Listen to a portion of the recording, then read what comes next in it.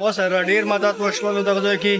او دغه ځای کې چې مو سره کوم مدد وشول کنه دغه بچی ته زه دوره ټینشن کې وم چې زه د خپل خوراک نه لوېدلی وم سید نجیب او سره یې ټیم ډیره شکریا ادا کوم که زه ډیره شکریا ادا کوم کنه د دنیا علاقې وره د شکریا ادا کوم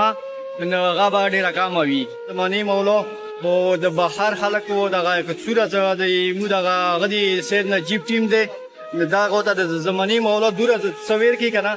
چې د ایمو غونې غریبان خو پرېږده چې نور غریبانو کورا په چلیږي.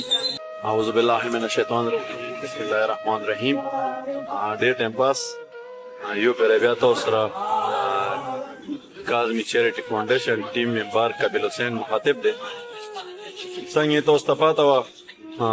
دا کربلایي دې بچي دا یوه ګرده نشته یوه ګرده یې وه هغې کې 20 ml کوڼې و او نیم کور یې وشو نیم کور به سبو کېږي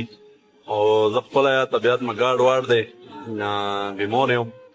نو کربلۍ نه پوښتنه کوو دا دوه وړه بچي دي د کربلۍ نه پوښتنه کوو چې زموږ ټیم نه څومره دا مطمئن دی څومره خوشحال دی بیا به اجازات خلو. السلام علیکم کربلۍ. السلام علیکم. بسم الله الرحمن الرحیم. زه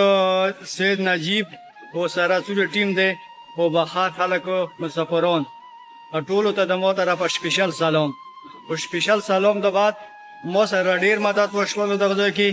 او دغه ځای کې چې ما سره کوم مدد وشول کنه دغه بچی ته زه دوره ټینشن کې وم چې زه د خپل خوراک نه لوېدلی وم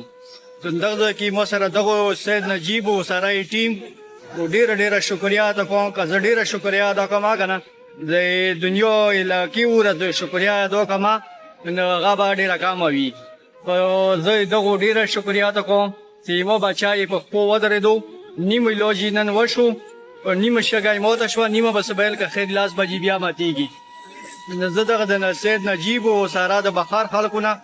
ډیره شکریا ادا کوم او هغه نه علاوه دغه یم چې دغه څومره سید نجیب کاروبار شروع دی نو دا ډېر مخکې به انشاءالله څلور شي او دا به انشاءالله چې دغه کوم کاروبار دې شروع کړی د زمانې مولا او د بهر خلکو دغه کڅوره د مو دغه هغه د سید نجیب ټیم دی دا غوته د زمانې مولا دوره تصویر کې کنه چې د ایمو غونې غریبان خو پرېږده چې نور غریبانو کورا په چلیږي او هغه نه علاوه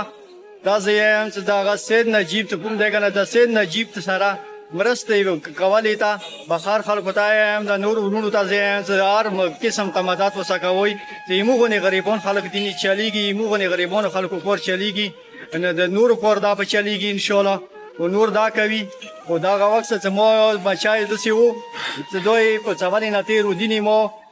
د 14 ورځې کېږي سکول مو ونې بند کړی و چې سکول ته به نه څې لیټ کې به نه واوړئ نو اوس هغه دی په خپلو پښو ودرېدو هغه دی داسې شګه یې ماته شوه چې د دې نه ما پوښتنه وکړم غله چې دا څنګه چل دی ویل چې زه ونې پوه نه شوی ته دا څنګه شګه ماته شوي دی